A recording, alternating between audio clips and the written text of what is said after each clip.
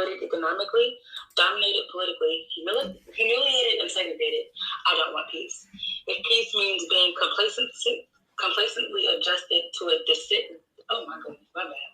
complacently adjusted to a deadening status quo, I don't want peace. If peace means keeping my mouth shut in the midst of injustice and evil, I don't want it. Peace is not simply the absence of conflict, but the existence of justice for all people. See, you have to place all of those things into context, right? They want to preach to us about peace. And welcome to the Conscious Hour with Kathleen. I am Kathleen, your conscious coach. Hold on just a second. Today we're talking about Dr. King didn't just have a dream, he had a plan, and that's why they killed him. I am on Clubhouse Live as well, so you may hear some interaction. But hi, guys. Hi, Instagram. Hi, Facebook. Hi, YouTube. All my channels should be open. And I'm also going to type in the chat hello to make sure everybody is good in case you have a comment. I know some of you guys are at work. If you don't catch it now, you're watching the replay. Thank you for watching the replay. I appreciate you. All right. So we're talking about Dr. King didn't just have a dream. He had a plan and why they killed him. The message that we hear echoed time and time again is he had a dream. He had a dream. But what about he had a plan for economic stability for his people? What about his vision for that? What about his vision for fair housing and employment and all of those things and bank loans and businesses for Black people? What about those things? All of those things are important. So just remember also, if you want to jump on live on the Conscious Hour, just let me know and I'll send you the link. In fact, let me post the link so you can just click on the link and jump in. But we're going to continue the conversation. But that's what our topic is tonight, that we understand as African Americans, as Americans, as people, that it was more than just him having a speech. It was his actual plan for his people. So it goes a little deeper than that. What was that last quote you just shared? Can you share that again? Absolutely. I'm going to pull it back up. It says, if peace means a willingness to be exploited economically, dominated politically, humiliated, or segregated, I don't want peace. If peace means being complacently adjusted to a deadening status quo, I don't want peace. If peace means keeping my mouth shut in the midst of injustice and evil, I don't want peace. Peace is not simply the absence of conflict, but the existence of justice for all people. Listen, you're about to make me run around this room. You know, I'm Baptist Coastal, right? I'm Baptist Coastal. I'm about to run around this room because listen, we got to understand, if peace means you get to treat me like crap, I don't want peace. I'm not even here for peace. I don't want a conversation about peace. If peace means you'll always be my boss and I'll always be your employee, I don't want peace. Like that's the part of Dr. King that we have to understand, as well as this I have a dream speech. He was adamant about equality and equity for his people. And I want us to talk about that more than just his, and I'm not calling his speech emotional. Don't get me wrong. I'm not throwing it way over there into that category like it was nothing. I would never do that. But what I'm trying to get us to see is to see past those however many minutes or seconds that they share with us of his 45-minute speech. First, let's start there. Right, the speech was like 45 minutes long or something like that. It was way deeper than the I have a dream. Powerful, moving, but why? Because of the passion he had behind him in terms of bringing our people to an equal status with others. One of the books I picked up earlier this year actually, was this book called This Nonviolent Stuff Will Get You Killed, How Guns Made the Civil Rights Movement Possible, by Charles E. Cobb Jr. This book right here, listen, you guys, we have this thing where they try to teach us nonviolence, and I'm about to go. I got like a whole little list of topics that I want to go through and close this out. But we have a whole a belief that black people, like Dr. King, they always say he was nonviolent. Then, of course, we know Malcolm X was like by any means necessary. In reality, no civil rights leader or organization was nonviolent to the point where they were not ready to protect themselves. Okay. They were not nonviolent to the point where they didn't carry a weapon or people close to them didn't carry a weapon. I don't want black people to think that black people as leaders were out here facing imminent danger and didn't have enough common sense to have firearms. Okay, I'm just putting that out there. Take it how you want to take it. Hi guys, welcome, welcome, welcome. Hi, I'm live. Thanks for joining me. Remember, you can always join in the chat or type in the chat and I can see it on my side. I don't want us to be ignorant of the fact that even though they were passionate and of course they didn't want to bring violence, right? They're not out there seeking civil liberties, to just have a fight. That's not how that goes. But they are conscious of the fact that at any time their life could be in danger. And if possible, they wanted to have the tools to protect themselves. So understand that. So this violent stuff will get you killed. Here's the book, guys. Go pick it up and learn a little bit more about the truth in terms of firearms protection and all of that. A lot of people, don't know about that part of the civil rights movement. So I'm going to move us through a couple of little pieces here. And Clubhouse, I got somebody hanging out with me. So look, do what you got to do. I got to go to work in the morning, so I ain't gonna stay on here all night. So knowing and understanding language was omitted. Let's talk about that first. When you talk about knowing and understanding language, the reason why people talk is to communicate ideas and thoughts, right? Anytime you're communicating with the person, you're trying to either introduce them to something, influence them about something, or correct them. Like you're going to fall into one of those categories. What is the purpose of every year of them giving us this message about Martin Luther King and I had a dream? However, they're omitting truth and facts about what he actually stood for, especially in his last days, because Dr. Martin Luther King began to understand. One interview he had, the host asked him, the host said, well, you want all of these things. I mean, you want fair housing, you want us to give you guys land, and you want us to do all of that. And Dr. Martin Luther King was like, well, that's what you did for white people. You gave them land, you gave them houses, you gave them a start to get their business. And the host, yeah. And the host said to him, well, how long are you going to give us? How much time do we have? Do we have 2 months? Do we have 2 years? Let me tell you what Dr. Martin Luther King said, in case y'all don't think he was gangster. And I ain't trying to put gangster on his name. Dr. Martin Luther King said, yesterday. Wow. Okay? He said, yesterday.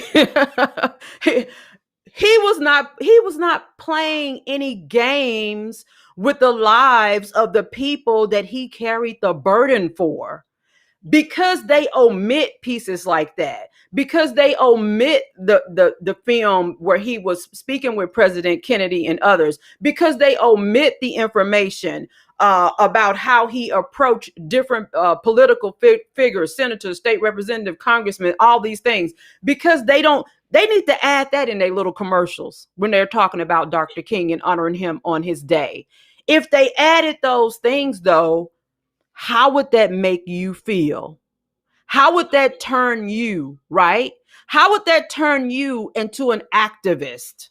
How would that turn you into a person that seeks knowledge? See, that's the thing that they're afraid of. That if they actually shared the truth about his, not dream, but his plan, you and I would become adamant researchers and we would become more progressive. That's the real fear. So they're going to omit all of that, and they're just going to give you some nice background music and let you hear that little part of the speech where he says, I have a dream that black boys and white boys, and I used to know the speech by heart. I studied it. I did. When I was little, I studied that thing just to memorize it. And you know what? I'm like, add to this what you were saying about if they did educate us on what Martin Luther King actually had planned. I think one thing it's important to notice that every single picture that we have seen of Martin Luther King has been in black and white to create a social, I would call it a disconnect between when this was actually happening and realizing that his plan is yet to be realized. I remember being shown a video. There's this movie they used to show all of us. Anyone who went to school in the 90s and 2000s can say. There's this movie. It was Martin Luther King as a kid with a white boy, and they go back in time and they realize that segregation existed. This is when teachers didn't even know how to teach about racism. They just wanted to show us the cartoon and get it over with. And at the end, it's more like, ooh, aren't we so great for the work that Martin Luther King did? Now we can hang out and be together.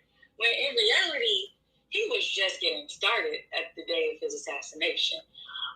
And also what you were saying about us being educated is he gave us these speeches. He was out rallying the crowds, but they don't show us as much him as often. Him having meetings with President Kennedy, with him being in the rooms where policy and legislation takes place. All they want to show us is him talking to the masses. And we know that that is absolutely necessary, but we also need to be in the rooms and the spaces to make sure that this change is being implemented as well. exactly. And so, and I'm glad you brought that up because I actually have, I posted a black and white picture because, you know, I found a million of them, but, the black and white picture, you know, and even I know back then they didn't have, I don't know what technology was back then, but it was 68. I'm sure they had colored cameras. But you know, posting the images, omitting information, she was just saying, Sierra was just saying, you know, forgetting, right? I'm putting my little quote fingers up here, forgetting to let us see him speaking to people about legislation, bills, laws, all of those things. Because guess what? They don't want us to be the second thing I'm going to talk about, omitting. The second thing is influence, right? They don't want us to be influenced because look, we all talk about how images, right? Images influence us. If I see, you know, God, I can't even say this. I don't even want to bring this up, but I'm gonna bring it up. Okay, so if I see people doing they got some challenge, bust it down challenge, right? Images, music, whatever you got going on for marketing, whatever promotion. When you see things, people are so easily influenced. You just don't even understand. People are easily influenced, and the images and the messages that you put in front of them influence them, and their messages that they put in front of us about Dr. King make us docile. They make us, you know, hey, let's not get angry. And they use the Bible and they use Dr. King. Look, one of the things one of the things, I know, don't even go there. One of the things that grew like a hard pit in my stomach was after the young man was killed in Texas. And please forgive me if anybody is related to him. I'm definitely not trying to offend anybody. I'm just talking about the influence that these people, that systemic racism has over us. That's all I'm trying to point out. When I saw on Facebook, right? I saw on Facebook a lady who was responding on the news in the local area in Texas. And she said, one thing about it is the great commandment of God is that we are to forgive. And I was like, wait a minute. The brother just got shot. How are we already? And so now you have a Caucasian person telling us that if we are Christian, it's our duty to forgive. When somebody killed my brother, it's my duty. And so the influence, right? When we don't see these images of him demanding laws be changed. I know we're in an atmosphere now where we asking people stuff. You need to go watch Dr. King. Dr. King was demanding. He was making a point. He was directing them to the things that he wanted. Not like Ice Cube meeting with Trump and trying to come up with a plan. Look, You have to have relationships with people. I didn't even want to go there either. But you have to have relationships with people, and you have and the influence is just real. So they don't show us those things, right? They just show us, like I said, him standing on the hill, thousands of people out there with his I have a dream speech. And because we have, the next thing I'm going to go on and skip to is conditioning. Because we've been conditioned, right? We're not even looking. No, who's reading Dr. King's letters now? Who's looking for these interviews? Who's trying to find out what was his plan right before he died? Because they're not putting images in front of us that would even provoke us to want to learn more. They're presenting Dr. King as this was the end all be all, was him giving a speech, saving the garbage men in Memphis, which I grew up right across the bridge from Memphis. And that's the last message they want us to have about the king. But I want you to have the message that it was deeper than that. He was reaching across tables. He was at the table. And this is what moved them to do what they did to him. It wasn't a dream, guys. It was his plan. That's what it was. So they omit, they influence, and by doing that, they've conditioned us. The next thing, the next topic I want to go to under all of this umbrella I'm giving you today is shaping our world from his words, not the words that they shoot out to us every year, but from his words. And we know that he talked about economic empowerment.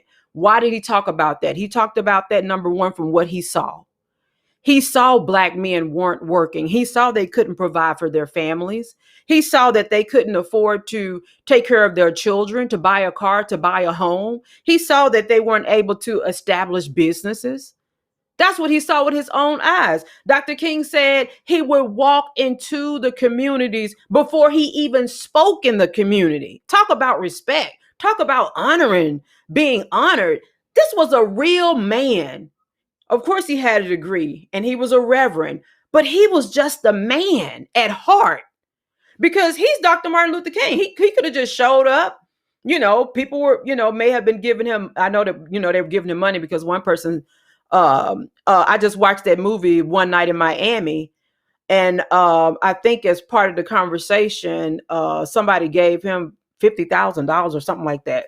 And I've heard of people giving him 10,000, donating whatever. So he already had a platform. He could have just walked into these spaces, did a speech.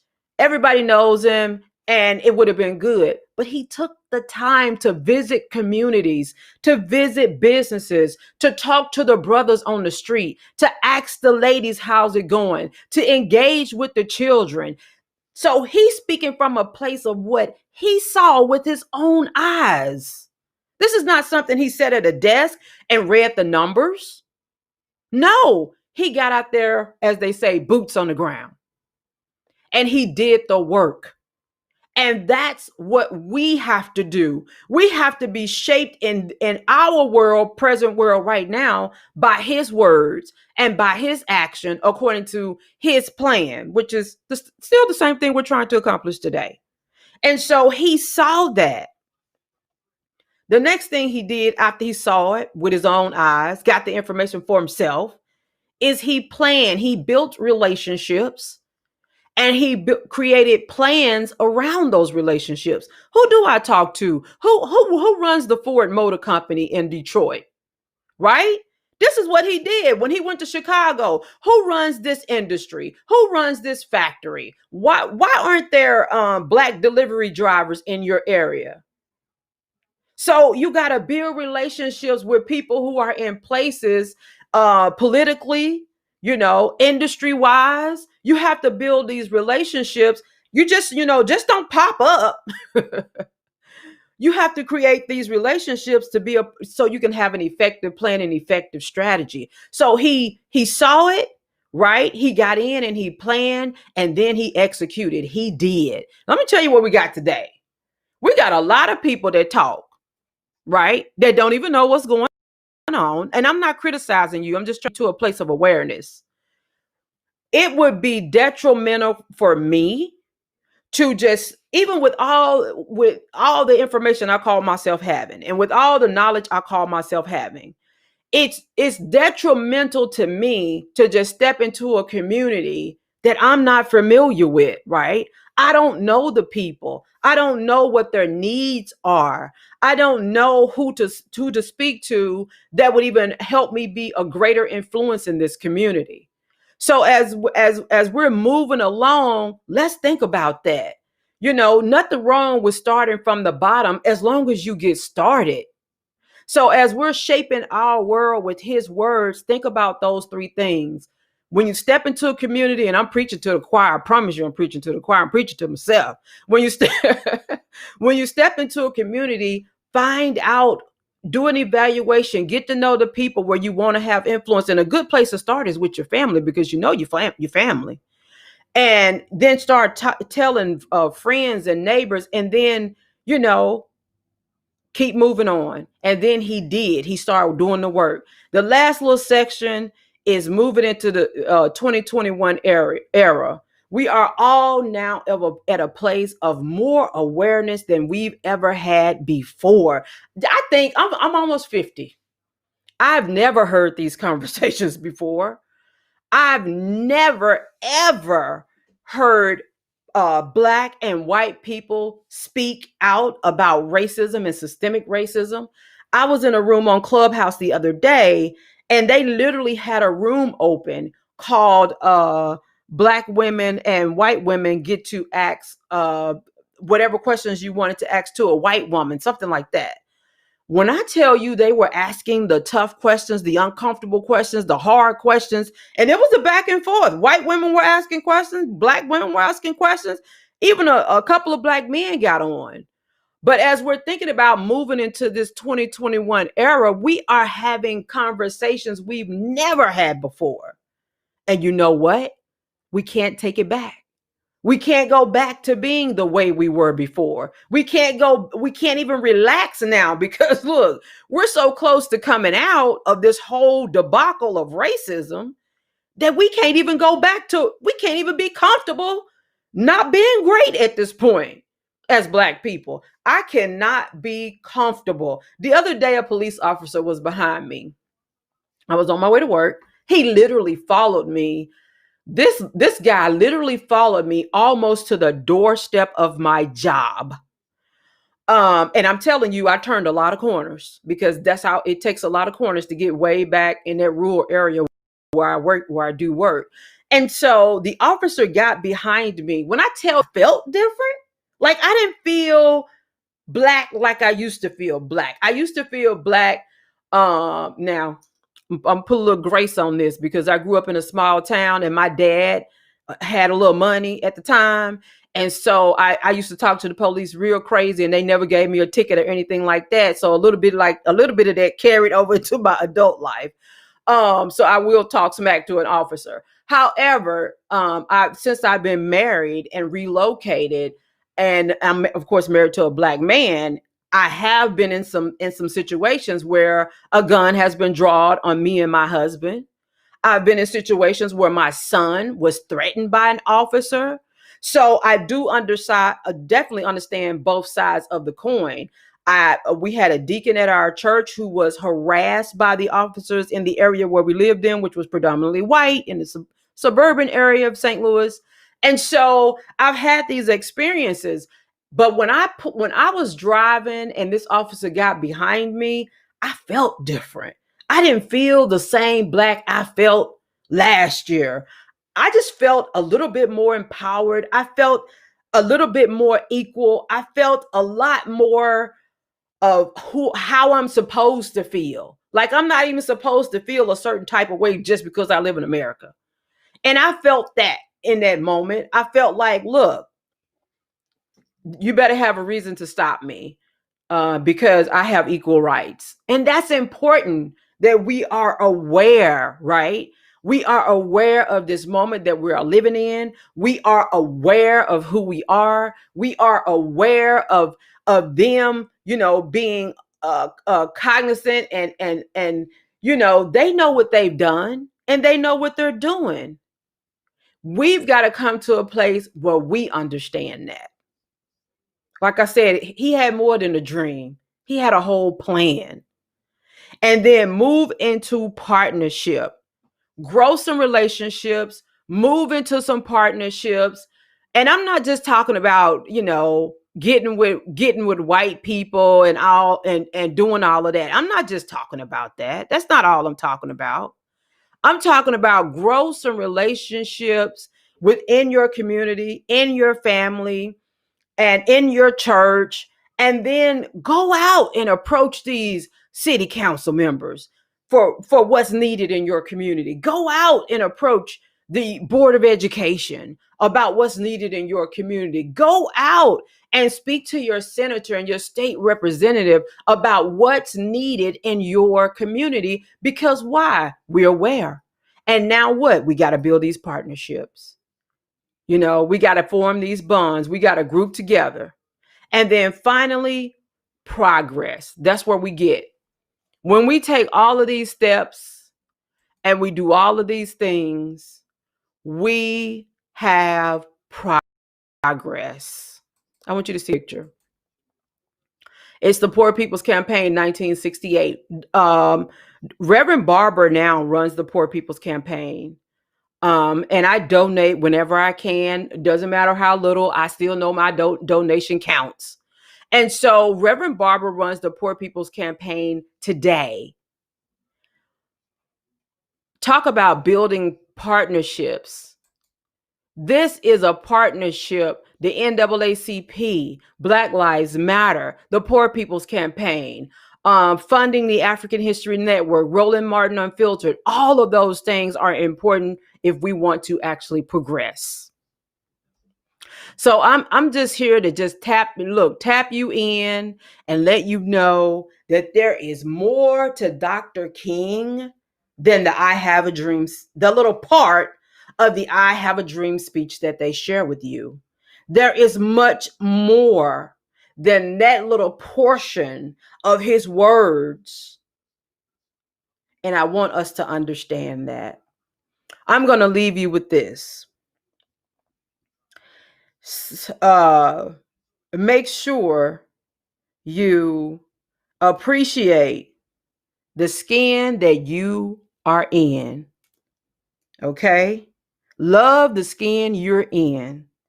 Because at the end of the day, just like God gave Dr. Martin Luther King a plan, God has a plan. Continue to keep the faith, guys. This is Kathleen, your conscious coach.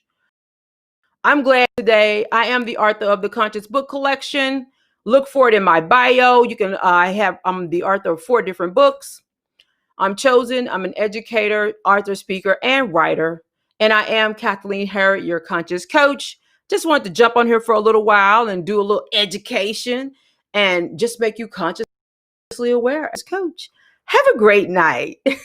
Bye. Thanks for joining me. Thanks for joining me on Clubhouse. Thanks for joining me on my streaming platforms. You guys have an awesome night.